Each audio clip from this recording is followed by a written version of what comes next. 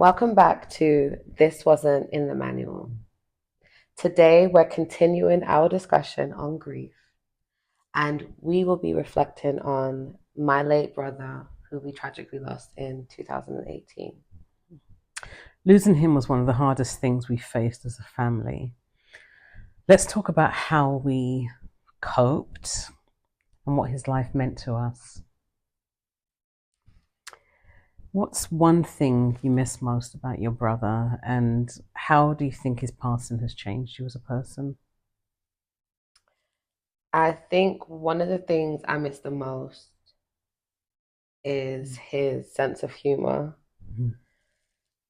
He just had a very unique banter style that's very much like mine, and we really got each other's, sense of humor. Yes, you do. um, I miss the way he laughs as Yeah. well. Yeah, I just miss just how goofy he really was. Um, I think his passing completely changed me. Yeah, I'm definitely not the same person I used to be.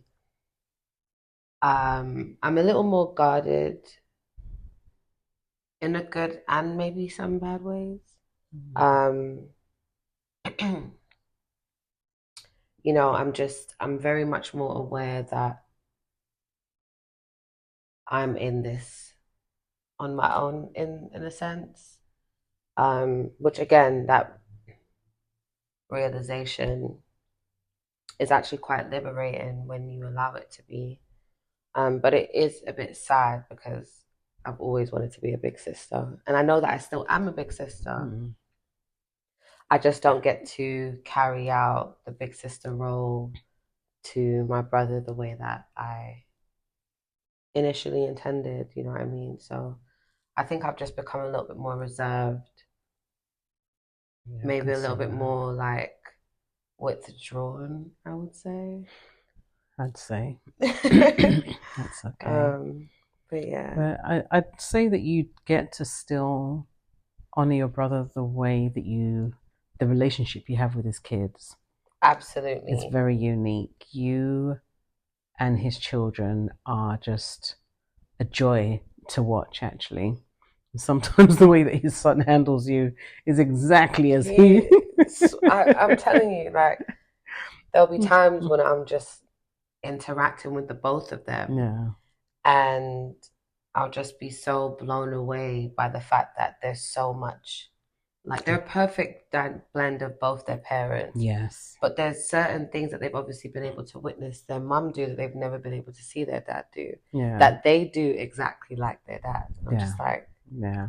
and a part of their relationship, is healing because it does, It's a part of him. yeah, and it Mm. shows me what we were like when we were younger. Yeah, Um, so it's definitely something that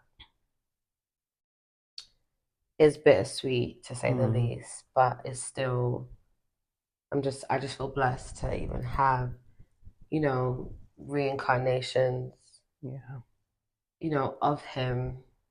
yeah. Um, yeah, what would you say you miss most about him? God, everything. Definitely that goofy laugh that used to drive me up the wall. And there's these expressions that you do as well. There's like, oh gosh, I just want to smack him when he does it. Okay. So argumentative. But I love that he he likes to challenge boundaries. Hmm. He'll push to the edge. But he's very deep. So I love that at a very young age, he was very intellectual, definitely above Hmm. his years. And when he had his send off, just remember everyone telling me how mature he was, how wise he was. And he'd teach me as you do as well. He taught me things he would challenge me on things that really, it's like, well, no, this is the standard, this is the norm. Then he'd open my eyes up to the fact that who made it the norm? You know, you always say, Mum, change the way you look at things, and the things you look at change. Mm.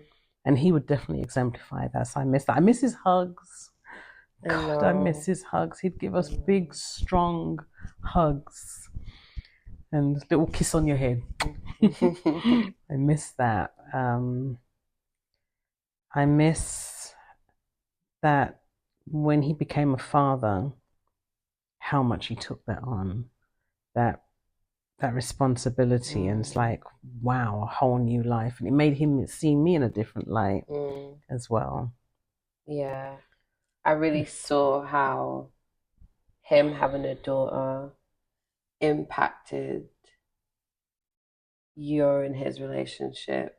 Yeah. Um, what's one way that you saw fatherhood change him from like a boy to a man? God, it was instant. Mm. It was like, I gotta fix up and I gotta be the man.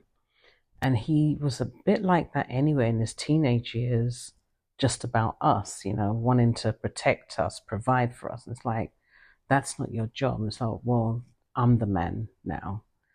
But seeing him with his daughter, and he had boundaries as well, like very strict boundaries. Mm. He did not like us putting his kids on social media.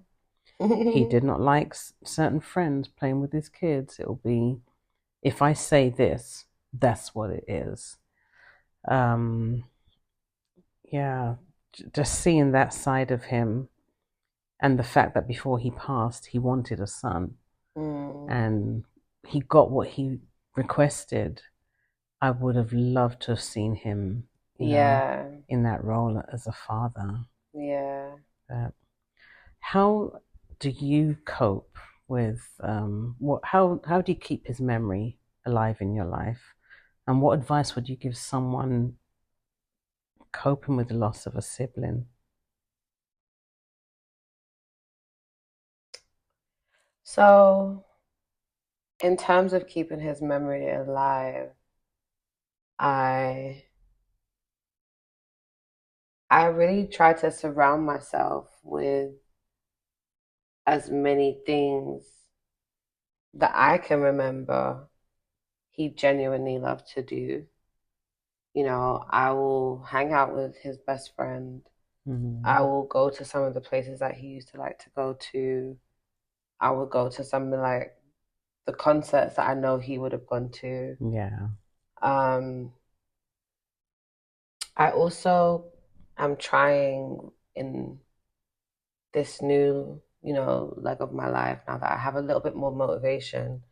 Um, I'm trying to complete the goals that one that he set out to complete, and two that he wanted me to complete. Mm, I think that he truly believed in me and my abilities and thought I was so dumb for not like relentlessly pursuing and egotistically pursuing all of my goals. So mm, just trying to constantly live in the spaces that he wanted me to, yeah. with the confidence that he wanted me to. And yeah, I think my advice to anybody that has lost a sibling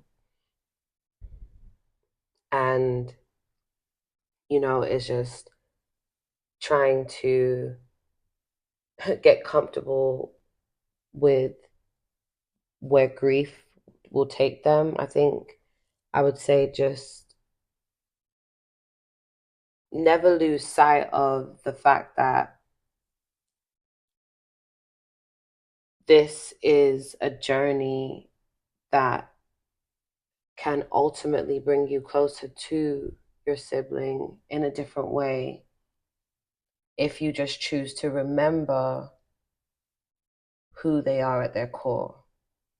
I think sometimes Mm, it's so easy to let the grief erase memories. You know, we hear about mm, how like trauma can, can alter yeah. brain chemistry and things like that. And I Mm, think it's because we struggle to remember, like, okay, how do they walk? How did they run? What was their voice like?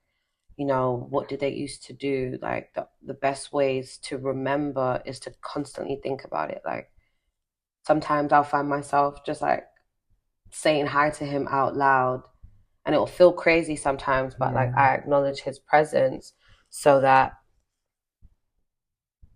it doesn't feel like he's not here. And Mm, I think doing that constantly creates this presence that kicks the right kind of nostalgia into gear. mm, And so I would always say, like, don't let too many days go by where you don't speak to them out loud, or you don't say their name out loud, or you don't honor them in some kind of capacity. Um, and over the years, you'll find different and new ways to do that.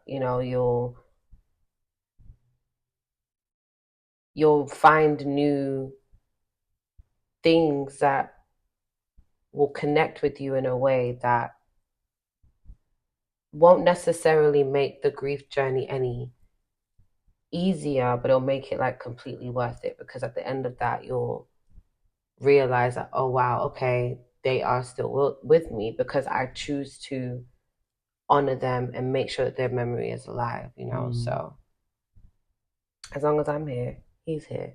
yeah. His kids are here, he's here, you know.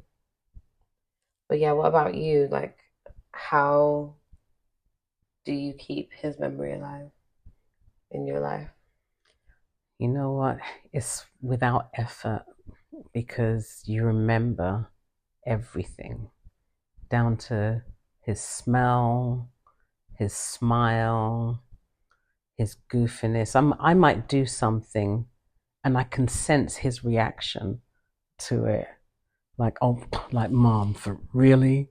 Mm, Um, and then things that I do with you now more since his absence that I know he'd be really happy about.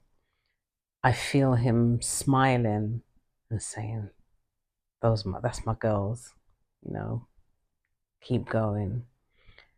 But yeah, every single day, you hear about people, when grief happens to you, you hear about it with other people, never knowing what that's going to be like until it happens to you. Then you can mhm. fully understand. But you hear people say, not a day goes by, and you think this Truly, is, not a day goes and you think by. it's a slight exaggeration, and you just hit it on the head. Not a day goes by, and it's been too many years already. But Right. it doesn't. I remember his birth. I remember him as a toddler. I remember your fights. I remember you laughing. I remember you two ganging up on me. I remember you lot backing each other. If I'm mad at one, the other one would step in and, yeah, but he didn't, and yeah, but she didn't. Um, or both of you say, oh, mum doesn't understand, especially when, oh, what used to drive me crazy is some of the things that you guys would find funny, and you'd be cracking up, laughing, crying, rolling on the floor, beating each other up, and that laugh that he can't get out. I remember those often, and yeah, a day never goes by. And my advice to anyone else losing a child, like what you shared for the siblings, I think I would also say focus on the good, and make them a part of your day, not in a weird sort of way, but I sometimes talk out loud. The truth of the matter is, I do sometimes say, I can't believe you're not here. Like, how comes you're not here? Like, where are you? And I find myself, like you, saying, give me a sign. That's a little sign. But yeah, they don't have to be out of your vocabulary. And sometimes if you're grieving and you're hurting, I think it's okay to purge and allow those tears to flow as well. We don't have to be strong. He was here, and he's ever present in my memories, and I get to see that in his children. I know it's hard for other mothers as well, but I know that I've gone through this and they're still trying to process it. And you can't get mad at anybody. I think the losing your brother really was such a huge punch in the gut. He was only 21. But the one thing that I have taken from that, and I think that both of us have taken, is now we try and live life to the full if we can. We do what we want to do when we want to do, if we can, without, impacting anybody else. But to realize that life is actually really short and death rings no bells. He was 21, your grandma was 91. And so it's got nothing to do with whether you're good or bad, young or old. We've all got an expiration date. We just don't know what it is. And because we don't know what it is, we take life, time, and people for granted. And if one thing that has come out of their passing is that we live life more purposefully, we don't take each other for granted. And as uncomfortable as it is, we talk about death, even when we don't want to. And have to recognize, well, maybe we need to talk about our own. Life insurance and things like that isn't for the elderly. It's not just for parents. Had your brother had life insurance, we didn't even think about that. Then he may have had something to leave for his children. Yeah, I think that's definitely one thing that I took away from him, and just in general, like he was really on the brink of a huge bout of self-discovery. Yeah.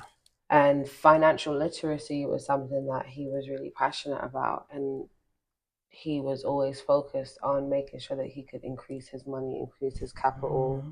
Mm. He was really about his business. And I feel like, just reflecting on him as a person and just the things that he's taught our family and his friends and his peers, it's like, it really shows all across the board that he really instilled in all of us this motivation to just go out there and get it and just like do more.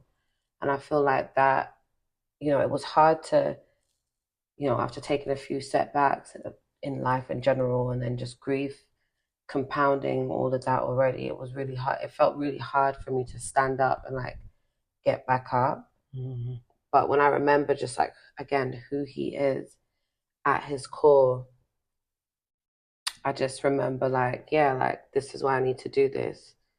You know what I mean? Like I remember like when he used to play basketball, like AAU basketball, Yes. and they used to call him the businessman because like whenever Yeah. he would get angry, like if they was down in the game, they could Yeah. always rely on him to like help us come back. He's either gonna get on crazy defense, they would always say like once his head goes to the To the side. side, like Oh, yeah. he's Yep. in his mode, you know what I Yeah. mean? So like I think about, just things like that. Like he was so young and had so much influence on me even Yeah. then, because he just had such a tenacious and like resilient personality, you know what I Yeah. mean? So Yeah. For sure. Can you share a story of your brother's impact on the I family? just did. Oh, yes, you did. What about Do you you? want me? You want me? Okay, I'll share one. I know that you've got so much more, but I'm going to share one of my favorite moments with your brother. Well, the impact on the family, I think, sad but true, there was a bit of a high expectation of him, Mm-hmm. and it's an unfair one. By that, I mean he was so mature And so he was the man, and because he held back some of his deeper sadness. You're not understanding the question. Share stories of your brother's impact on your family and the lessons he left. Oh, Reading is fundamental. yes, and I read it too. Mm-hmm. So should we start it again? Yeah, just go from right here. Okay. No. Okay. See, sharing a story of your brother's impact on the family and the lessons he left behind.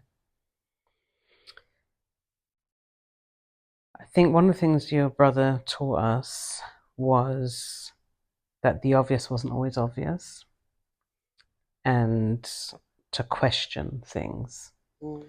He didn't believe that just because something was done that way, that it should be done that way. Many ways to skin a cat. It's like, okay, school, the education system, he was really challenged with that. He felt they don't teach you about life skills, they don't teach you about handling money. Um, school doesn't make sense to me, Mum. um, we battled on that, but then I came to an understanding, a real understanding about what he'd shared. And what led on from that was understanding when you started to be challenged with school, because with college, because you were already your passion was music, and you were going in a direction that it's like, this is not really what I want to do. I'm doing it because I want to, please my family. Believe it or not, your brother had sown a seed into understanding when you had gone through that. And that was in his life before he passed. And the lessons that he's left behind for us is unity, is coming together and doing things. He was all about that. He didn't have it as much as he'd like. He wanted his family more together. And that's a hard thing. But coming in the end, I guess they came together, albeit too late. You know, grief can be a heavy burden, but it is also a reminder of love. Next time, we will shift gears a little bit, Mm-hmm.